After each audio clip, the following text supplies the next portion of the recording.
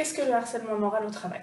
Le harcèlement moral, ce sont des agissements répétés dans le quotidien professionnel du salarié qui vont avoir pour objet ou pour conséquence de dégrader ses conditions de travail, de porter atteinte à ses droits, à sa santé mentale ou physique. Le harcèlement moral, ce sont des agissements qui sont très diffus, qui sont peu palpables. Ça peut être une pression exercée, un dénigrement ou encore une mise à l'écart, par exemple. Qui peut être concerné? Et le harcèlement moral peut concerner tous les salariés, l'ouvrier, l'employé administratif, le RH, le directeur, les cadres en général. Et qu'est-ce qu'on peut faire? Alors, la première chose à faire, c'est de ne pas rester isolé. Pourquoi? Parce que quand on est harcelé moralement, le harcèlement opère, c'est-à-dire on va se sentir souvent incompétent, inutile, donc on va considérer que bien finalement, si on est dénigré, c'est compte tenu de notre incompétence. On le considère à tort. Pour autant, en parler à l'extérieur, c'est rendre réels les agissements que l'on subit. Donc ça peut dépendre de votre entourage, donc vous pouvez en parler à vos proches, au médecin traitant, à un psychologue ou encore à un avocat. Et j'insiste vraiment sur l'avocat parce que souvent, on considère que l'avocat est synonyme de contentieux et donc que si on se rapproche de l'avocat, eh bien, on se retrouve dans une situation avec son employeur qui est irréversible. Ce n'est pas du tout le cas. Nous, dans notre quotidien professionnel, on assiste toujours les salariés en souffrance, alors même qu'ils sont encore en poste, pour leur proposer une solution face aux agissements subis. Ça peut être souvent une sortie des effectifs qui va se faire via une négociation, par exemple, ou un contentieux en fonction de ce que le salarié en souffrance souhaite pour son dossier. On a bien noté, il ne faut surtout pas rester isolé. Que peut-on faire d'autre?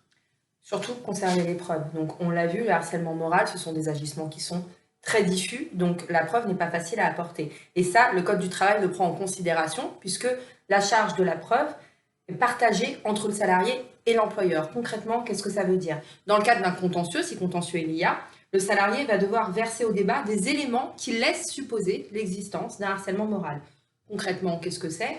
Des SMS, des mails, des appels, des attestations de témoins, mais également des arrêts de travail, un éventuel suivi par la médecine du travail, des ordonnances, si par exemple vous avez commencé à prendre des anxiolytiques compte tenu de votre souffrance au travail, ça peut permettre de laisser supposer l'existence d'un harcèlement moral pour une juridiction.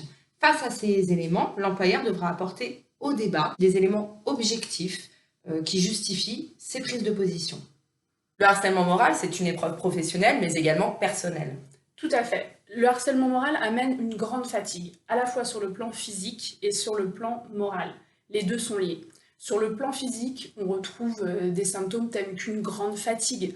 On retrouve des douleurs de tête, des douleurs de ventre, mais également des douleurs musculaires type courbature, des troubles du sommeil, de la digestion. Il est important d'y être attentif. Sur le plan moral, on retrouve des symptômes du stress, de l'anxiété, des crises de larmes. On retrouve aussi des sentiments diffus de culpabilité, d'humiliation, d'impuissance, et c'est normal. Et malheureusement, dans la plupart des cas, on retrouve aussi des troubles de l'estime de soi, de la perte de l'estime de soi. Cette situation, elle a des conséquences sur la sphère professionnelle un peu évidentes. Quand on a des symptômes de stress, on fait plus d'erreurs, on a des difficultés à prendre des décisions, peut-être à prendre des initiatives. Ce qui est moins évident sont les conséquences sur la sphère privée. Pour autant, votre usure psychologique, l'incompréhension de vos proches, leur usure psychologique aussi, peuvent créer des conflits et de l'isolement. Vivre une période de harcèlement, c'est vivre un traumatisme. Il est donc important d'en prendre conscience et de faire ce qu'il faut pour se reconstruire. Mais justement, comment se reconstruire? Le plus efficace, c'est de vous faire accompagner par un professionnel qui saura vous écouter et vous guider. L'important, c'est d'arriver à reprendre confiance en vous, à reprendre confiance en l'autre et à retrouver de l'énergie. Nelson Mandela disait « Je ne perds jamais, soit je gagne, soit j'apprends ». Professionnels de l'accompagnement, nous sommes là afin que vous sortiez gagnant de cette expérience.